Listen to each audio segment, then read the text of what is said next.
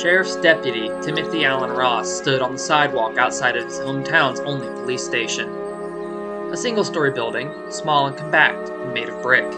It had a lobby, a few break rooms, a common area where officers could work at their desks, private offices for the more senior officers, and a single hallway that wound around the whole building. There were also 2 interrogation rooms for officers to talk to suspects or witnesses, though crimes in the area which warranted their use were so rare that Ross had only ever seen one being used at a time, and never both. Standing on the curb next to Ross was his superior and friend, Sheriff James Anderson Vincenzo. Friend was perhaps not close enough of a descriptor. Despite Vincenzo being his senior by around 20 years, he and Ross were as close as brothers.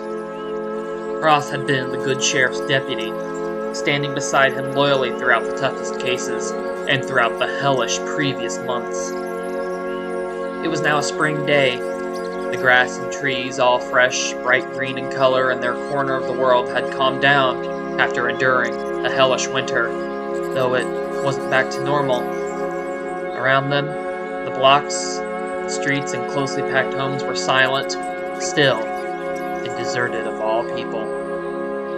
Ross and Vincenzo were both in uniform, looking almost as if they were ready to watch for people speeding or jaywalking. They wore crisp, clean, navy blue button-up shirts, complete with leggings of the same color that went down to their ankles, and black boots that were clean enough to reflect an image like a mirror. Both also wore a hat of the same blue color, had their badges on, and had their service pistols strapped into their holsters. Both were clean and shaven, still looking professional in appearance, even if that didn't really matter anymore. At Ross's feet was a bag of guns, with ammunition for each one, and another bag loaded with supplies. Vincenzo had 2 identical bags and was placing them in the back bed of his own personal pickup truck.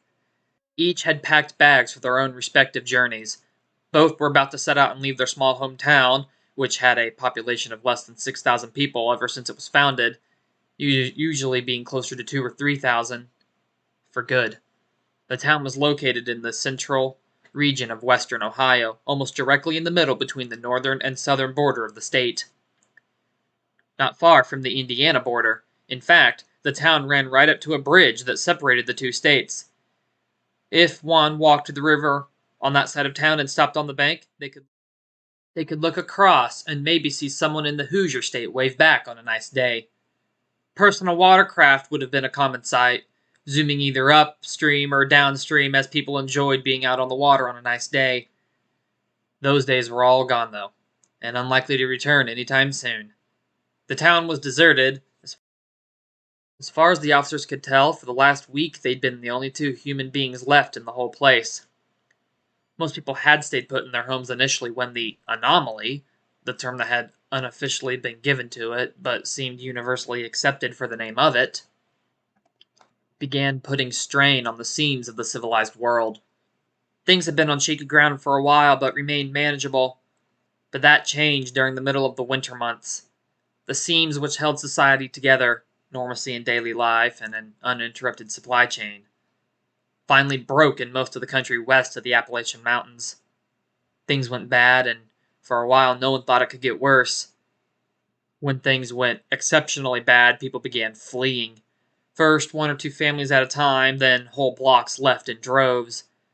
They left looking for somewhere where things would be better, not that that existed anywhere in the United States at that point, other than in Washington, D.C., which had closed itself off from the outside in an effort to give the illusion of normalcy continuing at the capital.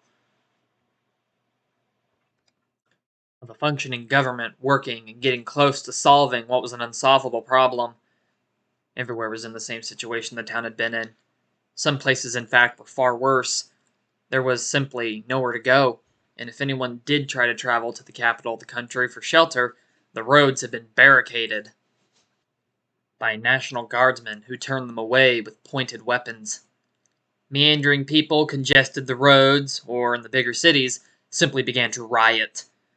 And when people couldn't travel on the main roads, they'd try their luck on the back roads, but many simply dead-ended in isolated areas and people found themselves lost.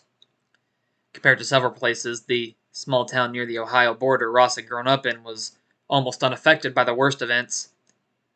Other people simply fled society altogether, retreating deep into the forest to camp in small parties and try to wait the apocalypse out in an isolated area. An area far from help, which resulted in such groups often falling prey to various reborn, once extinct carnivores. It was perhaps the most terrifying way to die one could think of. Being hunted by an animal which didn't and couldn't understand what you were more than you could understand it in return. Ross could imagine a group of people deep in a forest being attacked by a pack of prehistoric carnivores of all shapes and sizes, despite any kind of weaponry that they might have had. Some people seemed to think and hope that the dinosaurs and other prehistoric animals would vanish again just like they'd appeared, and things would go back to normal after. Makeshift villages had been set up in campgrounds in some state and national parks around the country by some refugees fleeing the heavily populated areas, according to a few rumors at any rate. The only one Ross knew to be verified was the one people had established at the Indiana Dunes State Park on the shoreline of Lake Michigan. Most rumors of state park campgrounds being turned into small communities seemed to come out of Indiana. No one seemed to be doing the same thing in Ohio. Despite the small town being relatively untouched by most of the worst effects going on around the country, and Vincenzo's constant urges for people to stay, it didn't dissuade people from acting rashly.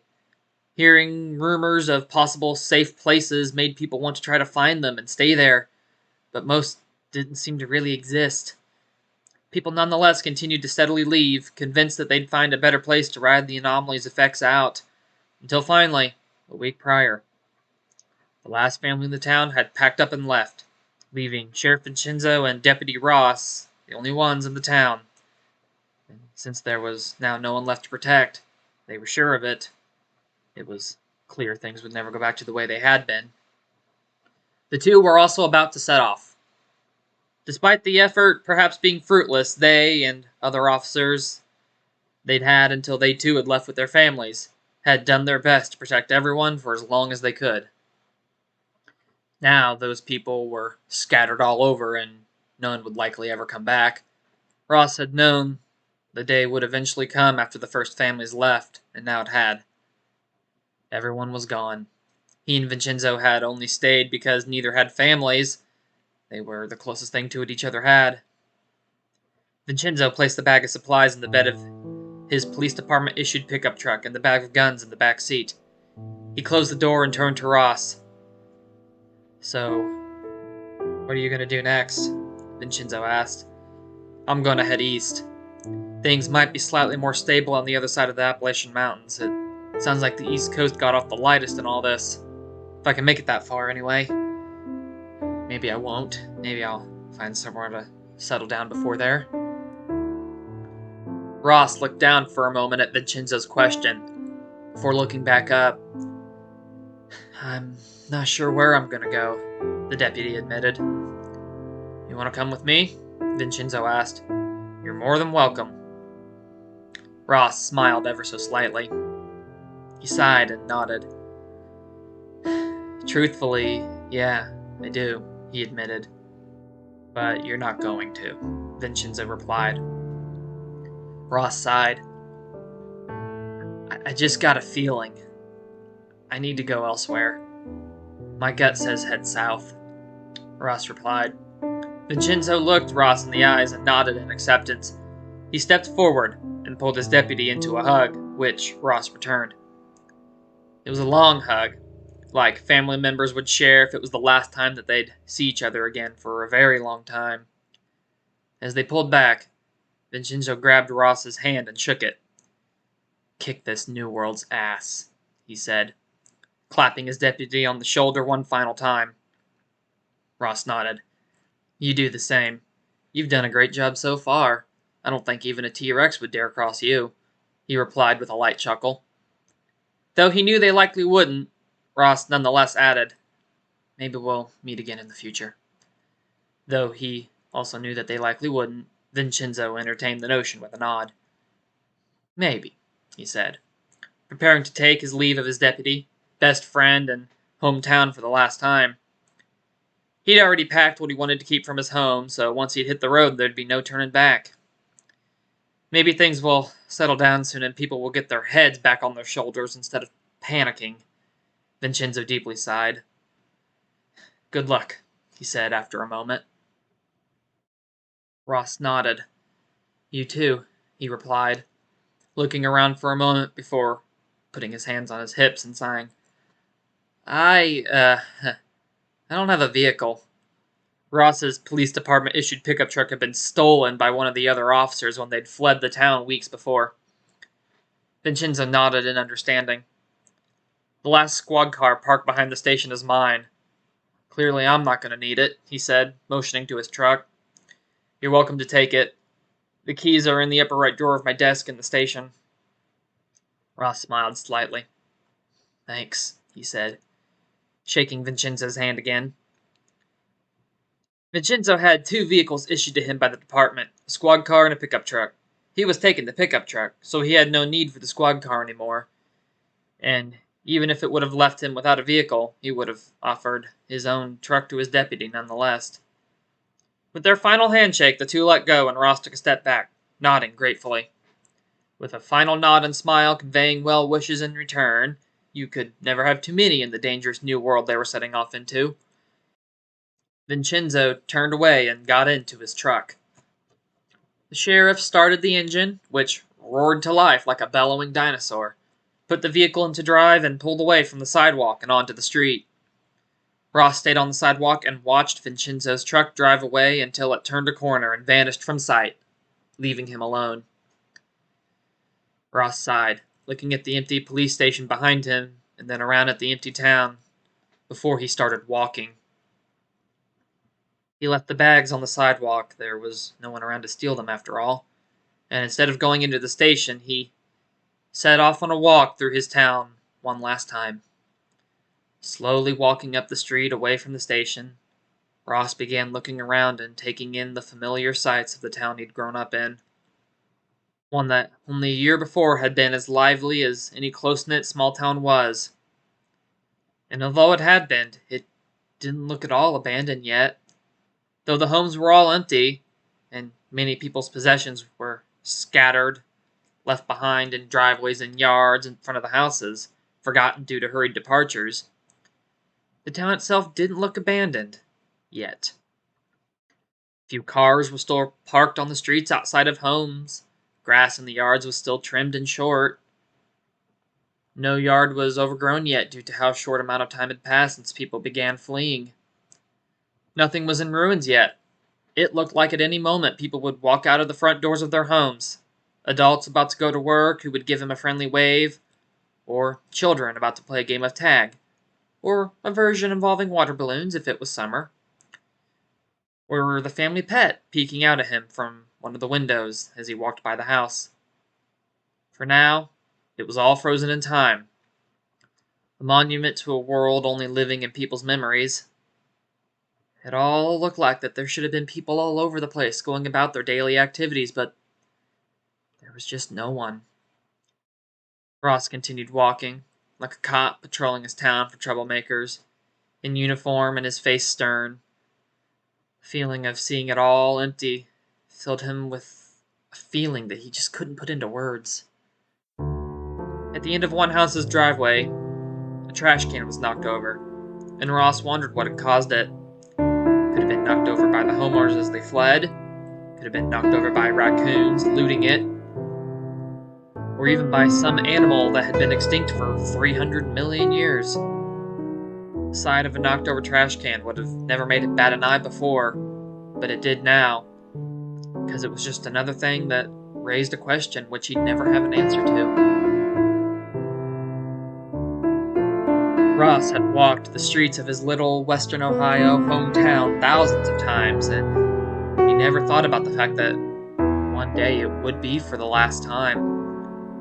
And he knew, though, that this was that day, the last time he'd passed the familiar sights of his hometowns that he thought he'd see throughout his entire life.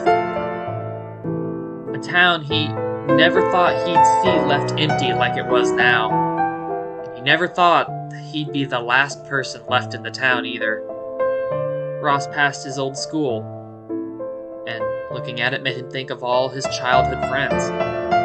He passed a diner he and his buddies in high school would always go to almost every day after school, and it now sat dark and empty. He passed a bar that the same buddies went to every Friday to meet up and hang out after they'd grown into adults, and Ross had sworn one night that he'd join them, but never had actually gotten around to doing it, and now he never would. And he'd never know what happened to those buddies either. Had some of them been in one of the groups who retreated to the forest and been hunted by prehistoric predators? Or were they all still alive and scattered across the state? He'd never know. Ross took his eyes off the bar and kept walking. Eventually, Ross came to the town park. Leaving the street, the deputy walked through the also still short grass and sat down at a swing set. Another one that held memories because his friends and him would swing there as young kids. Ross had always sat on the rightmost swing at the end, and now he sat in the same place, still with that same feeling inside of him. It wasn't denial. He'd accepted that the old world was gone already. It was perhaps akin to sadness, but sadness didn't encompass the feeling either. Emptiness.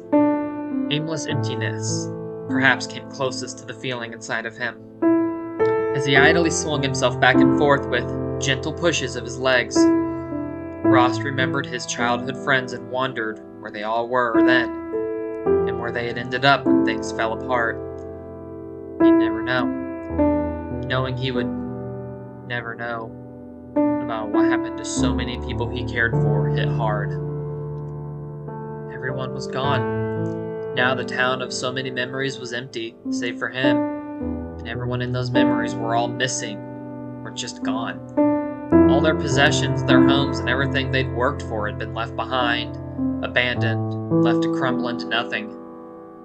And the people had scattered into an unstable, dangerous world where no one knew what to expect, other than a desperate fight for survival. A noise coming from elsewhere in the park eventually made Ross look up. He didn't know how long he'd sat on the swing set, but the sun had certainly moved since he'd sat down. Standing, the officer placed a hand on his holstered service pistol and walked in the direction of the noise with caution. His duties as a police officer forced him to investigate anything where someone might have been in trouble. Nonetheless, he didn't rush in. If there was a dangerous animal from 65 million years ago lurking nearby, he didn't want to draw its attention to him. He approached slow and kept a firm grasp on his pistol, which was ready to be drawn from its holster at a moment's notice if it was needed. Ross snuck up to a tree for cover and slowly walked around it, and stopped once he had a clear view of the source of the noise. His hand slid off the grip of his gun and back to his side as Ross laid eyes on what had drawn his attention in the first place. It wasn't a person in need, or something that was particularly dangerous if he kept his distance and didn't aggravate it. Sauntering around a large open section of the park was a herd of Triceratops. It was only a small herd, consisting of only 3 or 4 adults of each gender. It was hard to tell due to the lack of obvious sexual dimorphism between male and females. The animals were bellowing deeply to each other and mingling around a small collection of nests. As the males wandered around, grazing and keeping an eye out for threats, the females were tending to the fresh hatchlings within the nests, dropping chewed greens into their mists for their hatchlings. Small herd of dinosaurs for now, but one that would soon be much larger in size. Ross sighed as he watched the dinosaurs. The sight of them just being there in his town, hit him hard. Despite everything he had seen over the last months, the sight of the dinosaurs was truly the final nail being struck into place in his acceptance that the old world was really gone for good and a new, crazy, mixed-up one had taken its place. A world where people would be scattered and struggling to survive. A world where they would be for the foreseeable future, if not forever. The deputy watched the dinosaurs, none of which even so much as glanced at him, for a few minutes before he slowly turned and walked back in the direction he'd come from. They weren't the first prehistoric animals to wander into the town. but they were the first ones to show up in several weeks. They were also the first dinosaurs to appear in what was essentially the center of the town itself, rather than in the outskirts like all the other animals had done so far. But with no people to spook them, they boldly sauntered in and claimed a spot for their own. Leaving the park, Ross walked back to the station and retrieved the bag that he'd left on the curb before approaching the doors. Opening one of the front doors, which were fully made of glass and the morning sunlight shone brightly into the building, Ross stepped back inside of the empty station and found his gaze wandering once again. Full year before, it had been so full of activity and life, but now it seemed dull and dead. Ross set his bags down on the floor in the empty lobby and stood in the middle of the room. He again found himself beginning to reflect on the things that were now gone for good, the world he knew rather than this new one that he didn't. This time it wasn't on friends, but rather on his fellows. The officers he'd served with, drank coffee with each morning, even ate a donut or two with. Now that was all gone too, just like the friends he'd never gone to have a drink with were. The officers had stayed for a long time, loyal to each other and the people they served. Even as things around the country began crumbling, they worked as a team to maintain order in the town despite people's growing fear and the occasional appearance of one of the reborn animals on their streets. From dromaeosaurs to large terrestrial crocodiles. Then, in the middle of winter, things had changed. People began fleeing the town, and the officers steadily began doing the same, taking their families and trying to find someplace better.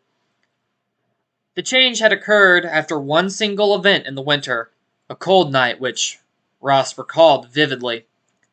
A night which snowflakes were falling and the streets were illuminated by the flashing red and blue lights. It was the very early morning hours, and up to that point every officer had stayed and gone far beyond the call of duty. Some families had left, but most had stayed home up to that point as well, hoping to wait the worst of the crisis out in a familiar place, under the protection and guidance of the law enforcement they knew and trusted. It wasn't a hard decision to come to. There were rumors that out on the West Coast, where the anomaly had caused nearly everything to completely break down, that civilians were being taken into camps by the military for their own protection, but strict rationing, harsh living conditions, and a breakdown in supply chains had even caused those areas to erupt into chaos. There were even rumors of cannibalism occurring in some camps in California once the strictly rationed supplies all but ran out. People were more than willing to try and keep the same thing from happening to them and stay together in their town until the chaos that gripped the West Coast had reached them. It reached them that night. On the night that things changed, Ross and Vincenzo were at the station. Outside on the same curb they'd said goodbye on months later, talking about plans for organizing an ongoing evacuation. An endless line of vehicles pouring into their town to cross the bridge over to Indiana. Every officer was on duty. Several state police had also come to help manage. And the traffic had jammed the main highway that left the city. But it had been moving throughout the night. The cars had steadily been able to move across the bridge that led out of the town and into a nearly identical one in Indiana. As Ross and Vincenzo had been talking about the progress and looking at a map, discussing a possible reroute for part of the line to another nearby town with a similar bridge, several military copters flew very low overhead. They'd been doing so all night, so at most people only glanced up to watch them fly towards the west. Minutes later, there had been a massive boom that shook the air. Ross and Vincenzo both had instantly turned to face the direction of the boom, as several distant screams began to break out. They, alongside several other officers and civilians, had run to a nearby hill that overlooked the bridge and river, and stopped as if anchored to the ground once they got there, unable to look away. The helicopters were dropping bombs onto the center of the bridge, which was full of stalled, gridlocked traffic. Several large, fiery explosions illuminated the horror of the scene, turning the water below into a fiery golden color. People's screams echoed throughout the air, along with honking horns as drivers tried to spur the other cars around them into moving, and as the center of the bridge finally collapsed into the river, cutting the route that connected Indiana and Ohio off. Multiple cars loaded with families had tumbled off as well and crashed into the water below.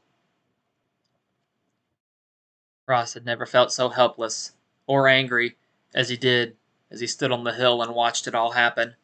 The official reason for the act was that it had been an effort to slow down the spread of the anomaly's effects, but that was just a scapegoat. It had started in the West, yes, but by the time efforts were made to quarantine off that part of the country as much as possible, the anomaly had already gone not just countrywide, but also global. That same night, after the helicopters had flown away, one more thing had happened across the river that dashed many hopes. The civilized world was plunged into darkness, effectively dying as far as many were concerned. The people on the hill watched as the lights in Indiana, isolated homes and riverside towns alike, as far as they could see in both directions, up and downstream, began to blink out. First a few houses, then entire blocks of towns, and it spread quickly until that entire side of the river was cast into a total blackout as the electrical grid collapsed. While the lights in Ohio hadn't gone out yet, that didn't matter. Seeing the lights, including the ones in the town just across the bridge, go dark was more than enough to break most people, especially after they'd all been witness to such a horrifying event. That night was the event that had led to the change. It was only after it had occurred that officers began leaving the town as well. Seeing the desperate lengths that the government had gone to in order to stop the event from spreading had caused people to panic. Many feared forests or towns would be bombed next, or that the people across the Midwest would be taken to internment camps just like those on the West Coast had been. In the end, what had been done to stop the spreading chaos had the total opposite effect that it desired. It only sped up the pacing of things falling apart rather than stop or slow it down. Even the officers who had faithfully stayed and done their duty had been shaken to that point, to the point of fleeing even, one by one, taking their families and going. And when the cops started leaving the town, the people panicked and did the same, sometimes one by one and other times in droves. The bombing had done one other thing besides cause the unstable situation to become more volatile. It also limited the directions people could go and run in. With as many of the easy access points westward being destroyed as possible, Ross had heard over a shortwave radio that the same thing had occurred all the way down the Mississippi River into the Gulf of Mexico. People were forced to either go north, south, or east, which only further increased the amounts of traffic jam-ups. Many roads were rendered unusable due to the buildup of endless lines of cars that never moved, and that further limited people's ability to move around. In the end, the bombing and attempted quarantine had only made it harder for people rather than help them. Families were cut off from each other. Many in Indiana, Ohio, and even Kentucky would likely never meet again, with all the bridges everywhere destroyed like the ones outside the town had been. Their only chance would have been to try crossing by boat, but there were now things swimming in the murky water that made such a crossing almost too dangerous to attempt, unless one had access to a fast boat of some type, or a large vessel that wouldn't be attacked. If anyone tried to cross by canoe or raft, they'd likely be picked off by one of the numerous underwater predators patrolling the water. Animals once separated by millions of years that now had to compete for the same food sources. Occasional chewed pieces of kayaks or paddles drifting in the current or washing ashore on the riverbank were ominous signs of failed crossings. Wedged into the plastic of one kayak that had drifted onto the shore after being bitten in half around 2 months back, Ross had found a frighteningly large tooth something big had left behind. That same overcast day, Ross had found a bottle washed up on the same bank with a note inside of it. The note told as frightening of a story as the mangled plastic kayak. It had been hastily written and was very short. Engine destroyed. Drifting downriver. Boat going down. Something big is following our boat. Yacht is overloaded and everyone is confused. I write this to warn you. Don't try crossing a body of water. Stay on land. You're safer. People gave up trying to cross the rivers rather quickly, and signs of failed crossings disappeared as quickly as they'd appeared. Ross found himself once again sighing. The first sign of things to come had been during an initially nondescript week of October, the year before, the morning. An odd call had come in, and Ross had volunteered to go check it out, and it turned out to be the most bizarre scene he'd ever visited. On a back road near the town, a farmer had reported a collision with a large unidentifiable animal. Upon arriving, Ross quickly realized why the caller had been so confused and alarmed about something that they'd described as a large bird of some kind. It was indeed a bird of some sort, the feathers had told Ross that, but that was all he could figure out. The thing did not appear anything like a bird in the region ought to have looked. And at the end of its fingers were 3 large claws. It was roughly the size of a turkey, but clearly wasn't one. Ross knew now that it was a young Therizinosaurus that the farmer had run over, but at the time, he didn't even have a guess on what the animal's identity could have been. It being a dinosaur was the last thing on his mind. While on scene, he'd reported the animal to Vincenzo over the radio, and Vincenzo just didn't seem to grasp the strangeness of the animal. In fact, the sheriff had suggested it was just a deformed turkey and nothing more. Ross had put the animal in a box and taken it to the station, and once Vincenzo saw it, he began taking it more seriously. He'd immediately made phone calls. They'd been hopeful that the conservation officer from the next district over, their own didn't have one at the time, would be able to identify the animal. After paying them a visit, though, even the wildlife expert had been stumped. Out of everyone in the room, that should have been someone who knew immediately what all the local wildlife was. It had to be something from the area. No escapes from zoos or other places with captive birds had been reported. That was around the time that people had started taking the strange animal sightings, which were growing more and more frequent, more seriously. While reflecting on all of this, Ross had sat at his desk, but he eventually emerged from his thoughts and stood up. Combined with how long he'd sat at his desk and on the swing, the morning was almost gone. It was time to go. He went to Vincenzo's office and stepped inside. It was dark inside, with no windows, and the building not having any power for the lights, but daylight illuminating the hallway from the front doors provided enough light in the room for it to have a dim gloom. Ross approached the desk at the center of the room. He opened the drawer Vincenzo had mentioned and took out the keys to the squad car and stuffed them into his pocket. Leaving the office, Ross then made his way through the empty station and searched through the rooms one last time for anything overlooked that might prove useful in the world he was about to set off into. He only took a few small items here and there and left most things others had discarded untouched. However, after finding one of the gun cabinets was still full, Ross had gone back to his desk and taken a small padlock and key out from it. He returned to the case, which contained 10 pump-action shotguns and plenty of ammunition for each one to be useful for an extended amount of time. He shut the door and locked it with the padlock, without taking anything from it beforehand. Ross didn't take any because he already had a bag full of guns, and he thought that knowing a sure place he could find more sometime in the future might be useful.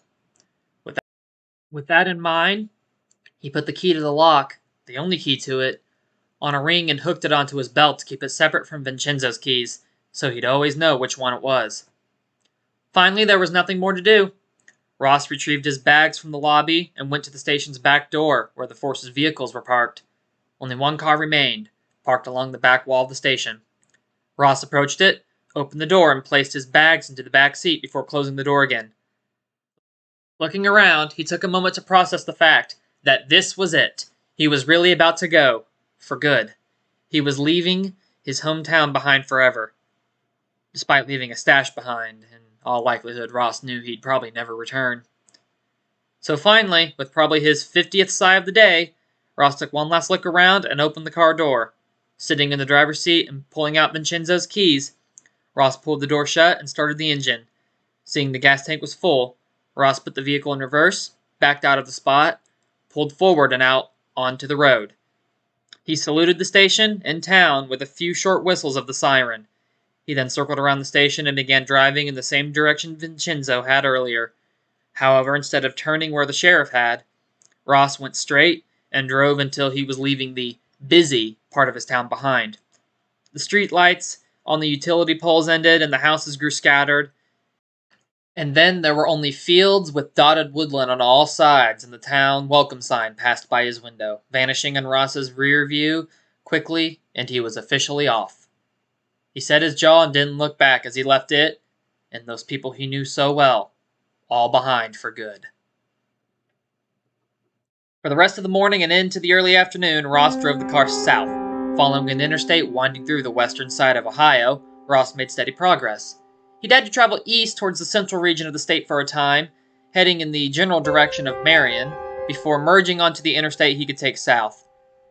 Now that he had found the road, not only went south, but also was slowly working its way back toward the west side of the state as well. As the day continued to pass, hours passing by like the unending fields on all sides of the road, Ross was surprised, but thankful that the road was mostly unobstructed. One of the officers' biggest worries was coming up to a jammed-up line of cars somewhere that would have left the road unpassable. Thankfully, so far that hadn't been the case. There had only been abandoned cars and small pile-ups here and there so far, and they were easily avoided. Eventually, though, Ross's luck did run out. As he drove along a curve and out of yet another forest into an area of open fields, with only electrical towers and the occasional houses dotted around as far as he could see, he had to slow down. Ahead, he saw that every lane of the road was blocked by a massive line of jammed, abandoned cars. He'd since left Interstate 76 and detoured around to get onto Route 127 to avoid the exact situation he was in now.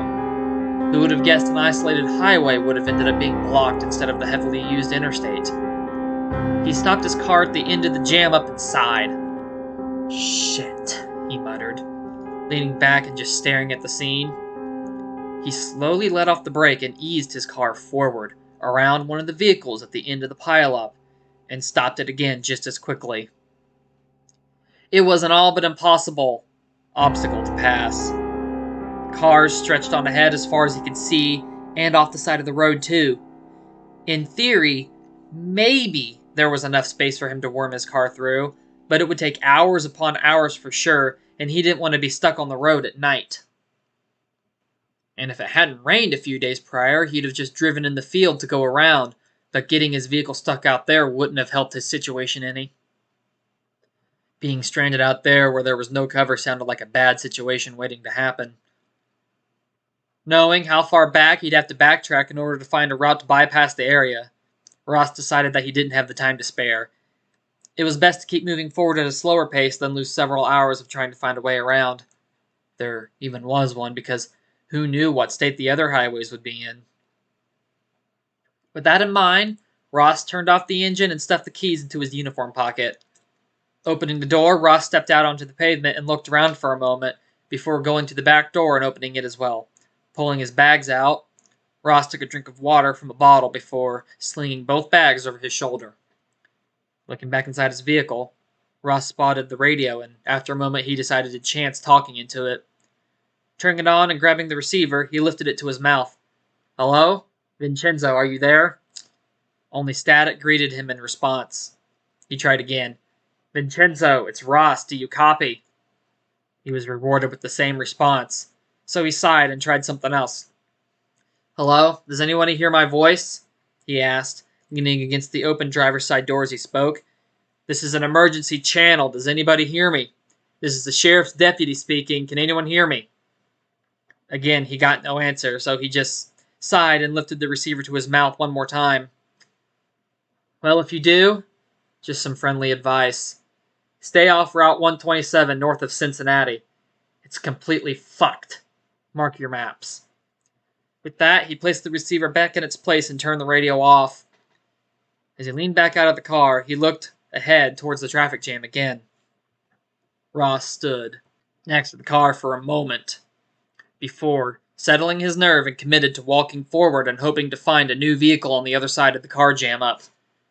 As he took his supplies from the patrol vehicle, closed the doors and started to walk away from it, leaving it sitting on the road, Ross looked back briefly, feeling like he was saying goodbye to a friend, or at least the last part of one that he had left. The area was silent, save for the wind and buzzing or chirping insects as Ross walked his way through the vehicles. He glanced into the windows of each as he passed, seeing most were loaded with supplies and seemed to have been hastily abandoned. Despite so many vehicles being full of supplies for the taking, it didn't seem like anyone had been around for weeks. He didn't like that. Whatever caused the snarl of cars must have been further ahead, because all the vehicles he passed were parked and not crashed together. Ross guessed that something happened further ahead that caused traffic to become backed up, maybe for miles. There were no people in sight, and no bodies, and a glance around the area and the surrounding fields showed the same. There seemed to be no one in the area but him, and the wide space was still devoid of any animal life, prehistoric or modern. Where did everybody go? He thought. They must have all been held up in secure places in hiding. As he navigated through the mess, he didn't see anything of note until one car caught his eye. All the vehicles he'd passed up to that point had obviously been sitting in their spots for weeks at least, but this one he was looking at now was clean, and seemed like it had only been sitting in that spot for a few days. Ross stopped short of it and eyed up the vehicle, looking for any sign of a person being in it or nearby. It seemed someone had tried to do what Ross decided against, and squeeze their car through the mess, an endeavor doomed before it even began. Maybe a smaller car could have pulled it off, but not the large silver SUV in front of him. The vehicle had skidded to a stop in the grass off the right side of the highway, not fully in the field that ran alongside the road, but rather just in the grass buffer. It had crashed, front bumper first, into an open trailer used to haul small vehicles that a white truck had been towing. The truck was still attached to the trailer. It sat on the road, while the trailer seemed to have swung off the side of it. It didn't seem damaged, but the driver had clearly bailed for some reason. The crash was also clearly recent, occurring after the truck was abandoned, and Ross could see an old man's partially bald head inside the SUV's window. He was slumped forward over the steering wheel. It was the first car to have anyone in it.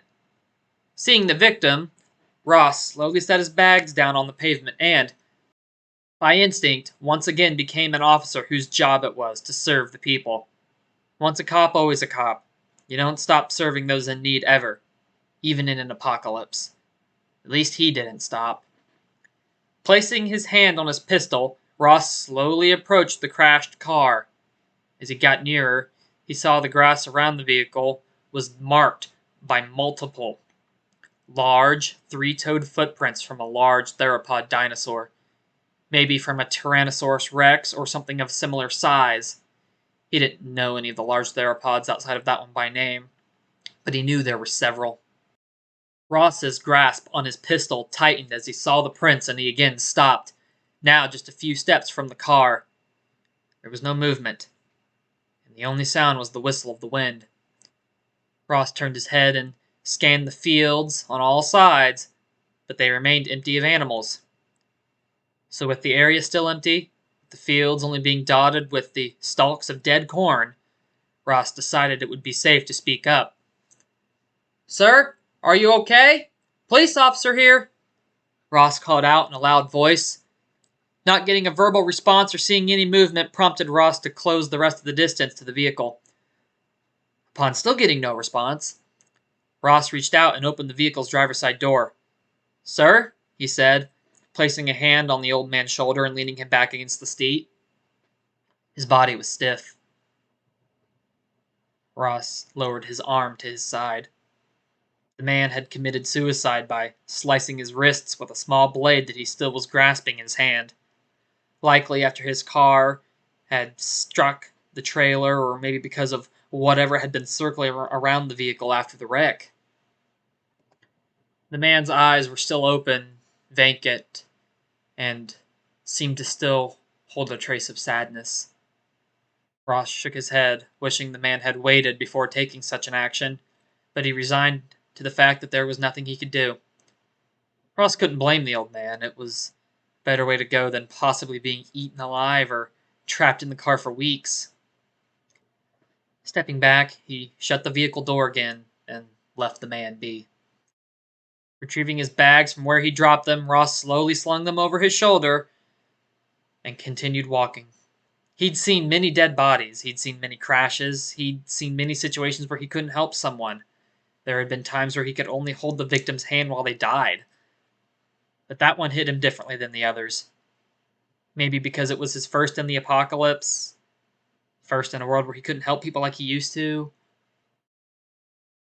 Maybe because he had been almost no help to people for the last months. And yet he knew he couldn't stop being a cop despite all that. He still took the motto of serving the people to heart. Just because the civilized world had crumbled, taking law and order with it, didn't mean he was no longer a cop. The jammed line of cars seemed to have no end. Ross had passed hundreds as he continued walking, and the pileups seemed to just keep going. Both his and the crashed car were now far behind him. The forest he'd driven out of before stopping his car was barely still visible. The tops of the trees were all you could see over the roofs of the cars, and there were no trees in the fields which surrounded him on all sides now. The tallest thing in view other than the largest cars were the electrical towers which extended across the countryside. High above, the sun was bright in the blue sky, which was dotted with puffy clouds clumped into isolated groups. It was bright enough, and still high, and Ross was thankful he had his hat to shield his eyes. As he walked, he continued scanning around and kept his face clear of emotion. His eyes were in a squint and his mouth in a flat line. Ross paused to take a breath when he heard a sound coming from the other side of one of the nearest rows of cars. Something had fallen over onto the pavement. It sounded like a bucket falling and spilling its contents onto the road.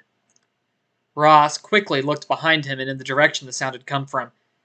He knew that something could have simply fallen over, but also if something was simply going to fall over, then surely it would have done it weeks ago. In all likelihood, Ross knew that there was every chance that whatever fell had been knocked over by something. Scanning the cars, Ross didn't see anything moving. Deciding after a moment that it might have in fact just been something fallen over, he turned and continued walking. Then, he heard something trilling from the same spot the other sound had come from. Turning around again, knowing something was definitely there now, Ross again scanned the cars for any sign of movement, but there was nothing to be seen. A little shook, Ross turned away again and decided to just keep walking. But once again he found himself turning around because of another new sound. This time it was the soft click of claws and the stepping of heavy feet. "Oh shit," Ross quietly muttered. He dropped his bags and pulled one of the rifles out from the gun bag. Raising it up, he continued trying to spot whatever was making the sound, since it was undeniably something alive. He heard sniffing coming from the other side of the trucks and aimed the rifle in that direction. He caught a glimpse of something behind the truck, but he couldn't get a full view of it. It wasn't coming towards him.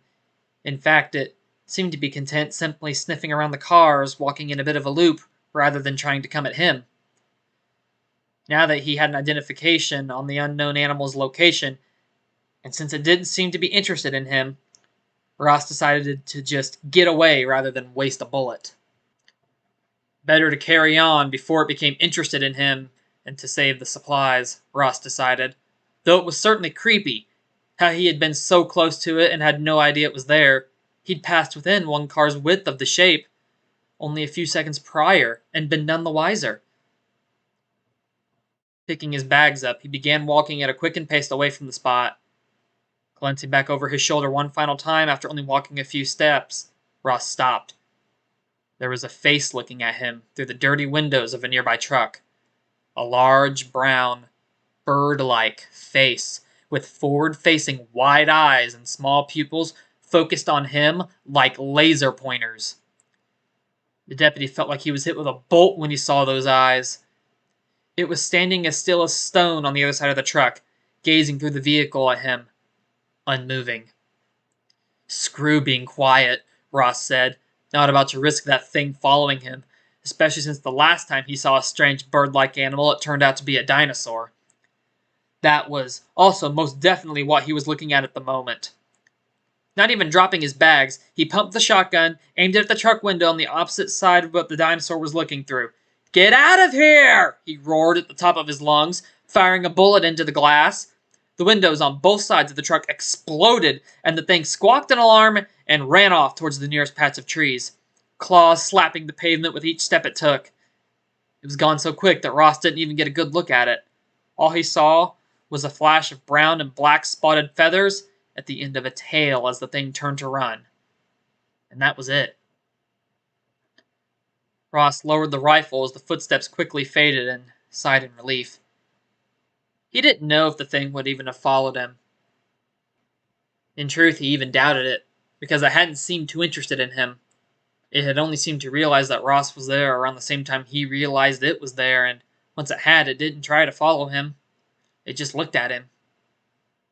And while Ross didn't know much about dinosaurs, such as behavior or hunting patterns, he did know that many of them had lots of teeth and big claws, and that was more than enough reasons to scare it off. As a kid, Ross had once had a nightmare about a raptor attacking him with its sickle claws after watching a movie about dinosaurs on late-night TV, and the thing he'd seen through the window seemed very raptor-like in shape. Either way, if that one had been aggressive or not, Ross wasn't willing to chance it following him. And once the animal was gone, he turned and finally was able to keep going. As soon as the cars thinned out and he was out of the traffic jam, Ross decided his first act would be to find a new vehicle.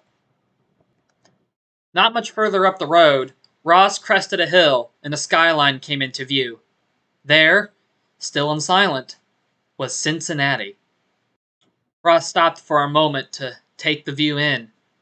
Scanning the buildings, he saw no movement anywhere in any of them. The place appeared abandoned and dead.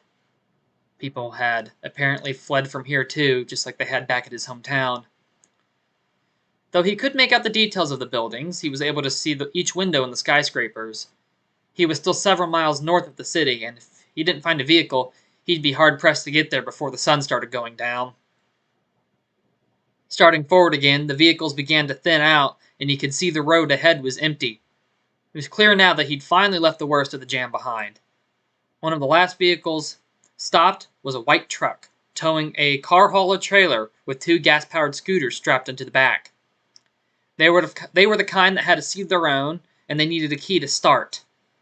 This vehicle also had its driver's side door open, but upon inspecting, Ross found that the keys had been taken when the owner fled. Though the truck's keys hadn't been left in it, a quick search of the interior cabin resulted in Ross locating the key to one of the scooters in the back trailer. It might not have been the fastest means of transportation, but it was still an increase in speed compared to walking. Ross went back to the trailer and got one of the scooters free after determining which one the key belonged to. Unstrapping it and rolling it down the back ramp onto the road, Ross retrieved his possessions, he sat down on the seat, and started the scooter. It puttered to life and began idling. Ross slowly maneuvered around the truck and increased his speed once only the open, unobstructed road was ahead of him, and he started driving towards the city. He knew he was well into the city limits when the tall skyscrapers suddenly rose around him on all sides like giant fence posts. Driving slowly down the streets, he saw no one. His assessment that the city had been abandoned like his town seemed to be accurate, though Ross wouldn't be surprised if some scattered people were still around, so he remained on guard as he continued driving. It was a weird feeling, seeing a place that would have once been so packed with people to be so utterly still and silent. It was eerie. He continued driving slowly, heading further into the city, the rev of his scooter engine echoing down the silent streets. Soon the tall buildings surrounded him on all sides, with 1- or 2-story buildings mixed in here and there with the multi-story skyscrapers which made up the skyline. All the while, no matter how far into the city Ross drove, no people or animals of any kind appeared anywhere in his sight. It didn't seem possible that the whole place was deserted. Ross increased his speed, and the engine revved louder. Being the sole inhabitant in such a place felt wrong. It was too much of a liminal space for him to feel comfortable. The lack of people in the center of the city was eerie and wrong, but that unsettling feeling of emptiness evaporated only a few moments later.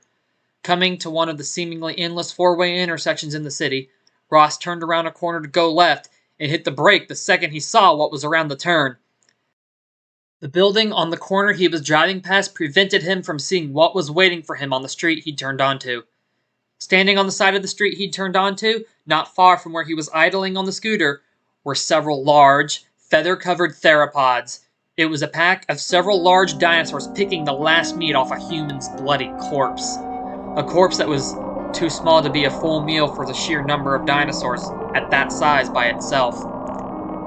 Ross's eyes widened as several heads turned to look in his directions, and the dinosaurs stood upright as they spotted him, their green eyes locking on him. Some just stared. One tilted its head almost completely sideways as it was looking at him. Not in a curious way, but rather in a way that it was clearly thinking about if Ross was worth chasing. And one gulped down a bit of torn flesh hanging from its mouth with a snort and began sniffing. Ross didn't know it, but he was looking at a pack of large dromaeosaurs, specifically a pack of 7 large achillobators. The achillobators, a species of raptor much like the one from his nightmare long ago, had scaly skin which was light tan and gray mix. The skin was hidden beneath a thick covering of feathers. The feathers covering each of their bodies were brownish-red colored with gray speckles. The feathers formed a thick coat on each dinosaur and didn't leave many scales exposed, except for on the lower and inner legs, hands past the wrists and belly, along with the underside of the tail and on their snouts.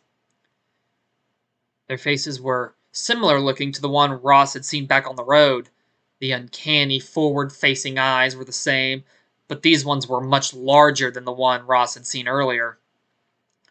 And you could see the intelligence in each of their eyes.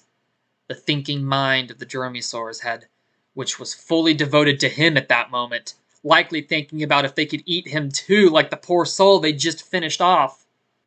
The one with its head cocked to the side seemed especially focused on thinking about him. Ross didn't know a thing about the dinosaurs he was looking at. He didn't know hardly anything about prehistoric animals at all. Only thing he knew for sure was that these were an obvious threat. They were the largest animals he'd ever seen in person. But he didn't realize that the dinosaurs were in fact much larger than ones of their species ought to have been. They were easily taller and much longer than even a polar bear, the largest animal Ross had ever seen in person. In fact, compared to the raptors now beginning to stalk towards him, with feathers flashing in threat displays, the polar bears seemed small in comparison. A chilobator was a large bipedal, heavily built carnivore with a deadly sickle claw on the second toe of each foot. Compared to other dromaeosaurs, the chilobators had shorter arms, but they were still one of the largest dinosaurs in the entire genus, dwarfing the iconic velociraptor. Normal chilobators were easily tall enough to look an average human right in the eye, but the ones in this pack were tall enough to do that with a pack of large Utah raptors. But Ross didn't know enough to spot these oddities that would have made a paleo expert pause. Snapping out of his surprise, Ross revved the engine and attempted to turn away and drive away from the theropods, but he put too much gas into the engine too quickly and attempted to turn too quickly as well. The result was him popping into an unexpected wheelie that caused him to lose balance and fall backwards off the scooter, which crashed down next to him. Lying on top of his bags in the middle of the intersection now, Ross scrambled into a sitting position to see the raptors closing in on him, with some individuals in the pack breaking off and approaching from the sides to box him in. There were 8 of them, not 7, slowly walking closer to him, their claws clicking softly on the asphalt with each step the dinosaurs took. One stopped and cocked its head to the side again, looking at him and very clearly thinking about him for a moment before letting out a chirping bark at its fellows, and they hissed in unison, closing in with more confidence now. Now scrambling into a sitting position, Ross unholstered his service weapon and aimed the pistol at the one that had crept nearest to him. The dinosaur, the closest to Ross's right, hissed as he raised the gun, and Ross fired twice in close succession. He shot the dinosaur in the lower neck both times, and he scrambled to his feet as it collapsed, and he started running to the left, back in the direction he'd come from. The scooter he left still running in the middle of the raptors. The pack shrieked as their fellow dropped onto the street, and with enraged snarls, they sprinted around the street corner and after their fleeing prey. Ross could hear their footsteps slamming on the pavement and their claws sticking on the ground, coming nearer with each second, no matter how fast he sprinted. "Oh shit!" he said, not stopping or looking back. As they rapidly gained the little ground he had gained on them by running, he considered dumping his bags to lose the weight and bolting for a nearby car or fenced-off alley. Just then, a metal door on the building he was passing, the same building that had prevented him from being able to see what was around the corner at the intersection, was pulled open with a scraping sound. "Quick! In here!" a voice from an unseen person shouted. Ross paused for just a moment to consider it before bolting for it, the dinosaurs now right on his heels. He sprinted off the street and dove through the door and into the dim room behind it. Once inside, he threw himself into the door and slammed it shut again, sliding a bolt lock on the door into place after doing so. He managed to lock the door as one of the raptors outside collided with it with such force that he was thrown back several steps. Stumbling back up, gasping deeply, Ross watched with wide eyes as the doorknob began turning as the dinosaurs outside tried to open it. "What?" he thought, now very thankful that he had locked it. Couldn't help but stare at the turning knob for a moment. It was the last thing he would have ever expected. Only then remembering that he wasn't alone in the building. Ross turned away from the door to look for who had opened it, and found himself staring down the barrel of a pistol, which was aimed directly at his face.